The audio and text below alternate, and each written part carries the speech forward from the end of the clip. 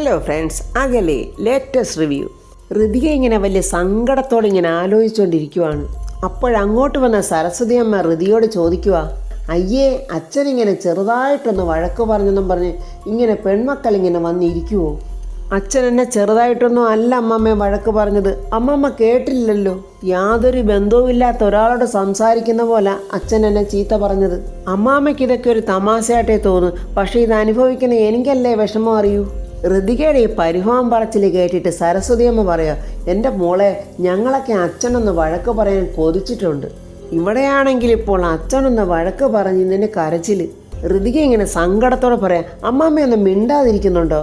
അതെങ്ങനെയാ മോളെ, അമ്മമ്മയ്ക്ക് മിണ്ടാതിരിക്കാൻ പറ്റുമോ? എൻ്റെ കുഞ്ഞുമോളുടെ സങ്കടമൊക്കെ മാറ്റണ്ടേ? വേണ്ട അമ്മമ്മ, ഒന്നും പറയണ്ട. സരസ്വതി അമ്മ പറയാ, എൻ്റെ പൊന്നുമോൾ ഇങ്ങനെ പിണങ്ങാതെ, പിണങ്ങുമ്പോഴും കൊഞ്ചുമ്പോഴും ഒക്കെ എൻ്റെ പൊന്നുമോളെ കാണാൻ എന്ത് രസമാണെന്നറിയാവോ? അമ്മാമ്മയുടെ ചക്കര ഇങ്ങനെ പിണങ്ങുമ്പോഴേ ഈ അമ്മാമ്മയുടെ നെഞ്ചിൽ തീയാ. ആ നീറ്റൽ എന്താന്ന് എൻ്റെ മോക്കറിയില്ല. എൻ്റെ മോൾ എന്തിനാ അനുവാദമില്ലാതെ അച്ഛൻ്റെ മുറിയിൽ പോയത്? അതെന്താ അമ്മാമ്മേ, അച്ഛൻ്റെ മുറിയിൽ കയറുന്നതിന് ഞാൻ പാസ് എടുക്കണോ? ഞാൻ മന്ത്രിയോടൊരു കാര്യം റെക്കമെൻഡ് ചെയ്യാൻ വന്ന പൊളിറ്റീഷ്യനൊന്നും അല്ലല്ലോ. ഞാൻ അദ്ദേഹത്തിൻ്റെ സ്വന്തം മോളല്ലേ. അതൊക്കെ ശരിയാ മോള് പറയുന്നത്. പക്ഷേ പ്രതാപൻ ഈ നാടിൻ്റെ ഉത്തരവാദപ്പെട്ട ഒരു ഭരണാധികാരിയാ. അതുകൊണ്ട് അവന് പല പ്രൈവസികളും കാണും. പിന്നെ പ്രൈവസി. എൻ്റെ മോള് പ്രതാപൻ്റെ മുറിയിൽ കയറുക മാത്രമല്ലല്ലോ ചെയ്തത്, ആ മുറി മുഴുക്ക അലങ്കോലമാക്കിയിട്ടില്ലേ? അത് അമ്മാമ്മേ, ഞാൻ ചില കാര്യങ്ങൾ നോക്കാനായിട്ട് ആ മുറിയിൽ കയറിയപ്പോൾ അങ്ങനെ ചില സാധനങ്ങൾ എടുത്തപ്പോൾ അലങ്കോലമായിപ്പോയി. അതിന് ഞാനങ്ങ് അടുക്കിപ്പെറുക്കി വെക്കില്ലേ? അമ്മാമ്മയുടെ മോള് മനസ്സിലാക്കുക, അങ്ങനെയൊന്നും അല്ല കാര്യങ്ങൾ. ഓരോരുത്തരുടെ ജീവിതത്തിലും മറ്റാരും അറിയരുതെന്ന് കരുതുന്ന ചില സ്വകാര്യതകളൊക്കെ ഉണ്ട്. അതെൻ്റെ മോള് മാനിച്ചില്ല. പോട്ടെ, അച്ഛനല്ലേ മോളെ വഴക്ക് പറഞ്ഞത്. അതുകൊണ്ട് എൻ്റെ മോൾ അതങ്ങ് മറന്നേക്ക്. എൻ്റെ മോളുടെ ദേഷ്യവും പിണക്കമൊക്കെ മാറാനേ ഈ അമ്മാമ്മ ഒരു ഉഗ്രൻ സമ്മാനം തരുന്നുണ്ട്. ഒരു നല്ല സ്റ്റൈലൻ മാലയാണ് എൻ്റെ മോൾക്ക് തരുന്നത്. എന്നിട്ട് ഈ താലിയെടുത്ത് എൻ്റെ മോൾ ആ മാലയിലോട്ട് മാറ്റിയിടണം. അങ്ങനെ ഋതിയോട് പറഞ്ഞിട്ട് സരസ്വതി അമ്മ ഋതിയുടെ കഴുത്തിലെ ആ താലിമാലയിലോട്ട് ശ്രദ്ധിക്കുവാണ്. എന്താ അമ്മമ്മ ഇങ്ങനെ നോക്കുന്നത്? അല്ല മോളെ, ഈ താലിമാല എങ്ങനെ മോളുടെ കഴുത്തിൽ വന്നു? ഇത് രാജുവിൻ്റെ കഴുത്തിൽ എന്നിട്ട താലിയല്ലേ അമ്മമ്മേ? ഈ താലിമാലയും കൊണ്ടാ രാജു അന്ന് എന്നെ വിവാഹം കഴിക്കാൻ വന്നത്. എന്താണ് അമ്മാമ്മ ആലോചിക്കുന്നത്? അമ്മാമ്മയ്ക്ക് എന്തു പറ്റി? അല്ല മോളെ, ഈ താലി എങ്ങനെ രാജുവിൻ്റെ കയ്യിലെത്തിയത്? ഞാനിത് പത്മയ്ക്ക് കല്യാണം നടക്കുമ്പോൾ അവക്ക് അണിയിക്കാൻ വേണ്ടി പണിയിച്ചു വെച്ചിരുന്ന താലിയാണിത്. സരസ്വതി അമ്മ അങ്ങനെ പറഞ്ഞത് കേട്ട് ഋതിയെ അങ്ങ് ഞെട്ടിയിരിക്കുവാണ്. എന്തൊക്കെ അമ്മാമ്മ ഈ പറയുന്നത്? ഞാൻ ഇട്ടിരിക്കുന്ന ഈ താലിമാല എൻ്റെ അമ്മ അണിഞ്ഞിരുന്നതാണെന്നോ? പത്മ ഇട്ടിരുന്ന താലിമാല ഇതല്ല, അത് പ്രതാപൻ പണിയിച്ചു കൊടുത്തിരുന്നതായിരുന്നു. അവളെ കല്യാണം കഴിപ്പിച്ച് അയക്കുമ്പോൾ ഞാൻ കൊടുക്കാൻ വേണ്ടി പണിയിപ്പിച്ച് വെച്ചിരുന്ന താലിയാണിത്. എൻ്റെ പ്രതീക്ഷകളെല്ലാം തെറ്റിയായിരുന്നില്ലേ അന്ന് അവരുടെ കല്യാണം നടന്നത്? എന്നാലും ഞാൻ പത്മയ്ക്ക് വേണ്ടി പണിയിപ്പിച്ച് വെച്ചിരുന്ന താലി എങ്ങനെയാ രാജുവിൻ്റെ കയ്യിൽ വന്നത്? സരസ്വതി അമ്മ അങ്ങനെ പറയുമ്പോൾ ഋതിക അങ്ങനെ സംശയത്തോടെ ഓരോന്ന് ഓർക്കുവാണ്. പത്മാവതി അങ്ങനെ രാജുവിന് എഴുതിയ കത്തിൻ്റെ കാര്യം ഋതിക സരസ്വതി അമ്മയോട് പറയുന്നുണ്ട്. ഋതിക അങ്ങനെ പറഞ്ഞത് കേട്ട് സരസ്വതി അമ്മ പറയുക, അങ്ങനെയാണെങ്കിൽ നിങ്ങളുടെ കല്യാണം നടക്കാൻ ഏറ്റവും കൂടുതൽ ആഗ്രഹിച്ചത് എൻ്റെ പത്മയാണ്, എൻ്റെ മോൾ പത്മ എന്നും പറഞ്ഞ് സങ്കടപ്പെടുവാണ് സരസ്വതി അമ്മ. അപ്പോൾ ഋതിക ഇങ്ങനെ മനസ്സിൽ പറയുവാണ്, അപ്പോൾ എൻ്റെ അമ്മയുടെ നിർബന്ധപ്രകാരം കൊണ്ട് മാത്രമാണ് രാജു എന്നെ വിവാഹം കഴിച്ചത്, അല്ലാതെ എന്നോട് ഇഷ്ടമുണ്ടായിട്ടല്ല. സരസ്വതി അമ്മ പത്മാവതിയെക്കുറിച്ച് പറഞ്ഞ് സങ്കടപ്പെടുവാണ്. എനിക്കെൻ്റെ മകളെ ഒരു നോക്ക് കാണാൻ കൊതിയാകുന്നു. എൻ്റെ പൊന്നുമോൾ പത്മ ഇവിടെ അടുത്ത് എവിടെയോ ഉണ്ട്. നമ്മൾ പക്ഷേ അവളെ കാണുന്നില്ല, അവൾ നമ്മളെ കാണുന്നുണ്ട്. തെറ്റ് ചെയ്തത് മുഴുവൻ ഞാനാണ്. എൻ്റെ മോളുടെ ഇഷ്ടം മനസ്സിലാക്കാതെ പോയൊരമ്മയാണ് ഞാൻ. ഇവിടെ എവിടെയോ ഒരു വിളിപ്പാടകലെ എൻ്റെ മോളുണ്ട്. എന്താ അവൾ നമ്മളുടെ അടുത്തോട്ട് വരാത്തത്?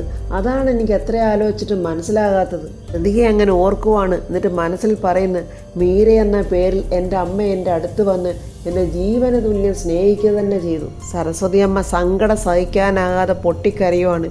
എനിക്ക് എൻ്റെ മകളെ ഒന്ന് കാണിച്ചു തരുമോ എൻ്റെ ദൈവമേ? എൻ്റെ മകളിൽ ഞാൻ ഒരേ ഒരു തെറ്റ് മാത്രമേ കണ്ടിട്ടുള്ളൂ.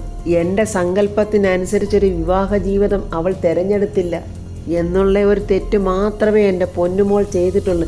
പക്ഷേ അത് തെറ്റല്ല. അത് തെറ്റെന്ന് കണ്ടെത്തിയ ഞാനാണ് തെറ്റുകാരി. എൻ്റെ പൊന്നുമോളെ ഇനിയെങ്കിലും ഈ ജന്മത്തിൽ എനിക്കൊന്ന് കാണാൻ കഴിഞ്ഞിരുന്നെങ്കിൽ. സങ്കടം സഹിക്കാനാവാതെ പൊട്ടിക്കരയുന്ന സരസ്വതിയമ്മയെ ഋതിക ഇങ്ങനെ ചേർത്ത് പിടിച്ചിട്ട് പറയുന്നു, എൻ്റെ അമ്മാമ്മ കരയാതെ. അതൊക്കെ കഴിഞ്ഞ് ഋതി ഇങ്ങനെ ഹാളിൽ ഒറ്റയ്ക്ക് നിൽക്കുവാണ്. ഋതികയുടെ ആ നിപ്പത്ര പന്തികേടല്ലെന്ന് മനസ്സിലാക്കിയ രാജു അടുത്തോട്ട് വന്നിട്ട് ചോദിക്കുന്നു, എന്താ മേഡം, എന്താ ഉണ്ടായെന്ന് പറയൂ. ആ സമയം കൊച്ചമ്മണിയും രാധമ്മയും വേണുവേട്ടനും പ്രിയയും അങ്ങോട്ട് വരുന്നുണ്ട്. കൊച്ചമ്മണി പറയാ, ഒരു 3-4 ദിവസം കൂടെ ഇവിടെ നിൽക്കാമായിരുന്നു, നല്ല രസമായിരുന്നു. എന്താ രാധമ്മ എന്ത് പറഞ്ഞു? അയ്യോ, കൊച്ചമ്മണിയമ്മ വേണമെങ്കിൽ ഇവിടെ നിന്നോ, പക്ഷേ എനിക്ക് പോകണം എൻ്റെ വീട്ടിലോട്ട്. എന്നാലേ നിങ്ങളെല്ലാവരും തിരിച്ച് വീട്ടിൽ പൊയ്ക്കോ. ഞാൻ വർമ്മ സാറുമായിട്ട് പോയി ആ മന്ത്രിമാരെയൊക്കെ ഒന്ന് സന്ദർശിച്ച് കുറേ കാര്യങ്ങളൊക്കെ ഒന്ന് ഡിസ്കസ് ചെയ്തിട്ട് വരാം. അത് കേട്ട് ജയൻ ദേഷ്യത്തോടെ ചോദിക്കുന്നു, അല്ല നിങ്ങളതിനാരാ, ചീഫ് മിനിസ്റ്ററോ? ദേ കൊച്ചമ്മണി, എനിക്ക് നാണക്കേടുണ്ടാക്കാതെ വേഗം സ്ഥലം വിട്ടോണം. അല്ലേ, എന്തോന്നാടാ നീ എന്നെ വിളിച്ചത്? അല്ല, രാജരാജേശ്വരി വർമ്മയെന്ന് തന്നെ അങ്ങോട്ട് വിളിക്കാം. ഈ സമയം പ്രതാപനും ശേഖരനും കൂടെ അവരുടെ അടുത്തോട്ട് വരികയാണ്. അല്ല, എല്ലാവരും പോകാൻ തയ്യാറായോ എന്നിങ്ങനെ വർമ്മ സാർ ചോദിക്കുമ്പോൾ രാധമ്മ പറയുന്നു, വർമ്മ സാറേ പോകണം. വാടക വീടാണെങ്കിലും താമസിക്കുന്ന വീടല്ലേ, അതെങ്ങനെ അടച്ചുപൂട്ടി ഇടുന്നത് ശരിയല്ലല്ലോ. അത് കേട്ട് പ്രതാപൻ പറയുക, ദൈവം വേണ്ടുവോളം സമ്പത്തും സൗഭാഗ്യങ്ങളും തന്നാലും ചിലരത് അനുഭവിക്കത്തില്ലെന്ന് വാശി പിടിച്ചാൽ എന്തു ചെയ്യാൻ പറ്റും? നിങ്ങൾ വാടക വീട്ടിൽ ജീവിക്കേണ്ടവരാണോ? രാജുവിനും മൃതിയയ്ക്കും കൂടി എത്ര വീടുകളുണ്ടെന്ന് നിങ്ങൾക്കറിയാവോ? രാധമ്മയെങ്കിലും വേണുവേട്ടനെ പറഞ്ഞൊന്ന് മനസ്സിലാക്ക്. ഇല്ല സാറേ, ഞാൻ പറയില്ല. ഇദ്ദേഹം എന്തു പറയുന്നു അതാണ് എനിക്ക് വേദവാക്യം. മറുത്തൊരു കാര്യവും ഞാൻ പറയില്ല. അപ്പോൾ പ്രതാപൻ പറയുന്നു, അപ്പോൾ കർശനമായ നിലപാട് എനിക്ക് എടുക്കേണ്ടി വരും. അപ്പോഴത് വേണുവേട്ടനും രാജുവും അനുസരിച്ചേ പറ്റൂ എന്നിങ്ങനെ പറയുമ്പോൾ വേണുവേട്ടൻ പറയുന്നു, അപ്പോൾ സാർ ഞങ്ങൾ ഇറങ്ങട്ടെ. അപ്പോൾ രാജുവും ജയനും വരുന്നില്ലല്ലോ.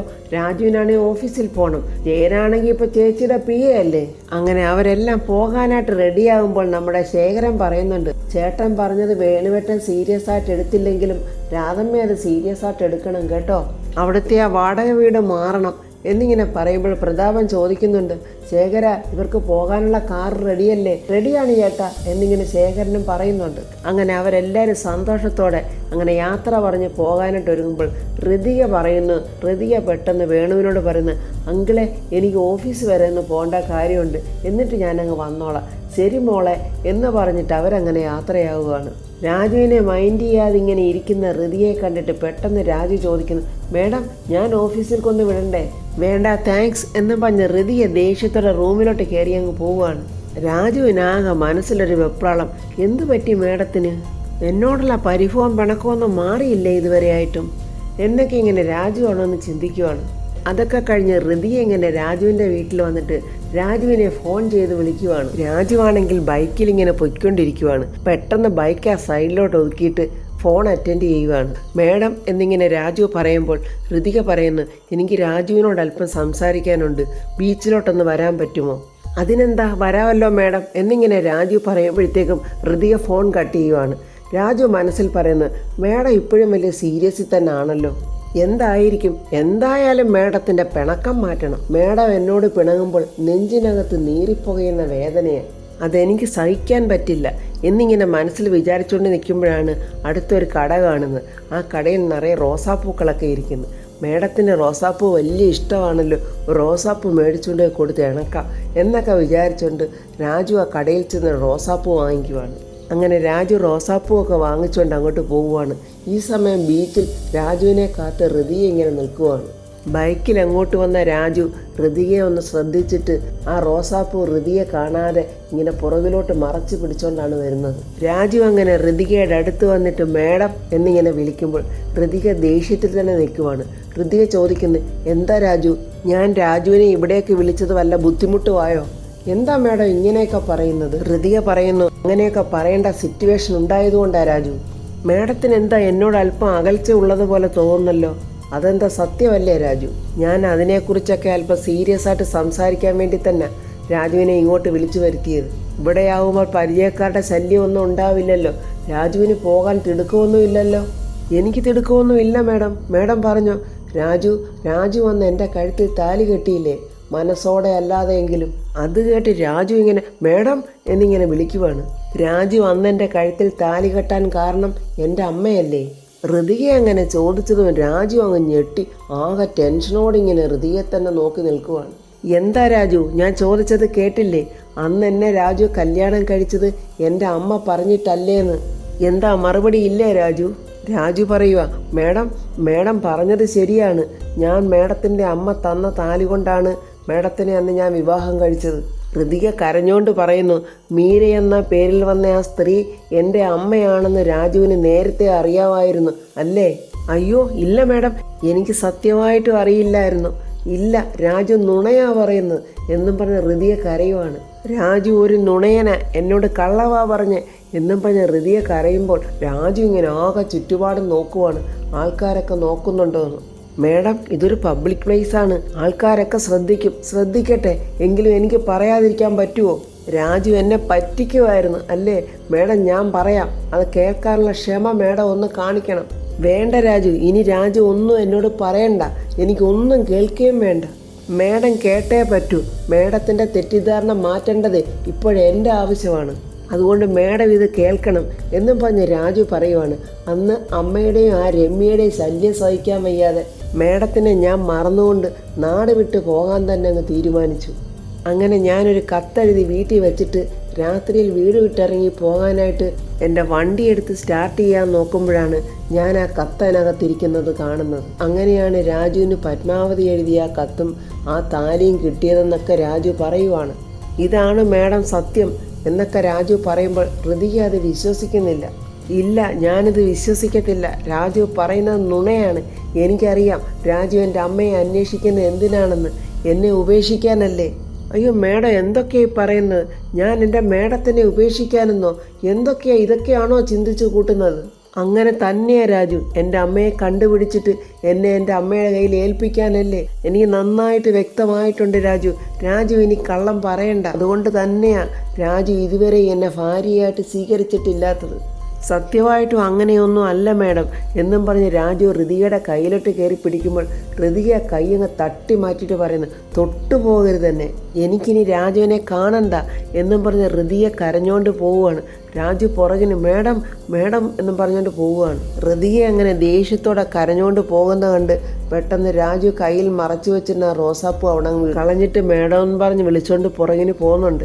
ഋതികയുടെ അടുത്തോട്ട് പോകാനായിട്ട് ബൈക്ക് സ്റ്റാർട്ട് ചെയ്തിട്ട് ബൈക്ക് സ്റ്റാർട്ടാകുന്നുമില്ല.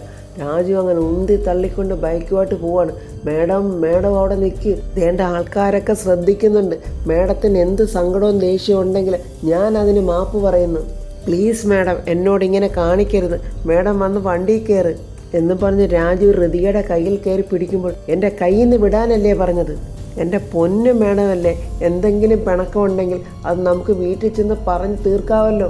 പ്ലീസ് മേഡം, ആൾക്കാർ ശ്രദ്ധിക്കുന്നു മേഡം, ഇങ്ങോട്ട് വണ്ടി കയറും മേഡം എന്നൊക്കെ ഇങ്ങനെ രാജു പറയുന്നെങ്കിലും ഋതിക അതൊന്നും കേൾക്കാതെ ഋതിക ഇങ്ങനെ കരഞ്ഞുകൊണ്ട് പോവുകയാണ്. ഈ സമയം വേണുവേട്ടൻ എന്തോ ഇങ്ങനെ വിഷമത്തോടെ ആലോചിച്ചുകൊണ്ടിരിക്കുവാണ്. രാധമ്മ അടുത്ത് വന്നിട്ട് ചോദിക്കുന്നു, വേണുവേട്ടാ, ശ്രീമോളെ ഇങ്ങനെ അവിടെ നിർത്തിയാൽ മതിയോ? അതുതന്നാടി രാധേ ഞാനും ആലോചിച്ചുകൊണ്ടിരിക്കുന്നത്. ഇക്കാര്യം നമ്മൾ അവനോട് പറയുമ്പോൾ അവൻ പറയുന്ന മറുപടി ഓർത്തിട്ടാ. ഇപ്പോഴത്തെ കാലത്തെ പിള്ളേരല്ലേ, അവൻ്റെ വായിൽ നിന്ന് എന്താ വരുന്നതെന്നോർത്ത് പേടിച്ചിട്ടാ. ഈ പക്വതയില്ലാത്ത പിള്ളേരോടൊക്കെ വഴക്കിടാൻ എനിക്ക് വയ്യ രാധമ്മേ. അതിന് നമ്മൾ വഴക്കിടുവല്ലോ വേണുവേട്ടാ, ഇത് നമ്മുടെ ആവശ്യമല്ലേ. നമ്മുടെ കുഞ്ഞിൻ്റെ കാര്യം നമ്മൾ അവനോട് പറയുന്നു. എന്ത് ചെയ്യാനാ, നമ്മുടെ സ്വന്തം കുഞ്ഞിനെ ഒന്ന് കാണണമെങ്കിൽ പാത്തും പതുങ്ങിയും വേണം ചെല്ലാൻ. അതാണ് ഇപ്പോഴത്തെ ഒരവസ്ഥ. അങ്ങനെ വേണുവേട്ടനെയും രാധമ്മയും ശ്രീമോളെ പോയി കാണുന്നതിന് വേണ്ടിയുള്ള കാര്യങ്ങൾ ആലോചിക്കുവാണ്. അപ്പോൾ ഫ്രണ്ട്സ്, രാജുവും ഋതികയും കൂടെയുള്ള പിണക്കം വീട്ടിൽ വന്ന് സംസാരിച്ച് തീർക്കുമോ? ഹരീഷ് ശ്രീലക്ഷ്മിയെ പ്രസവത്തിന് രാജുവിൻ്റെ വീട്ടിലോട്ട് വിടുമോ എന്നൊക്കെയുള്ള റിവ്യൂമായി നമുക്ക് നാളെ കാണാം. എൻ്റെ ഈ റിവ്യൂ ഇഷ്ടപ്പെട്ടാൽ ലൈക്കും കമൻസും, സബ്സ്ക്രൈബ് ചെയ്യാത്തവർ സബ്സ്ക്രൈബ് ചെയ്യണേ.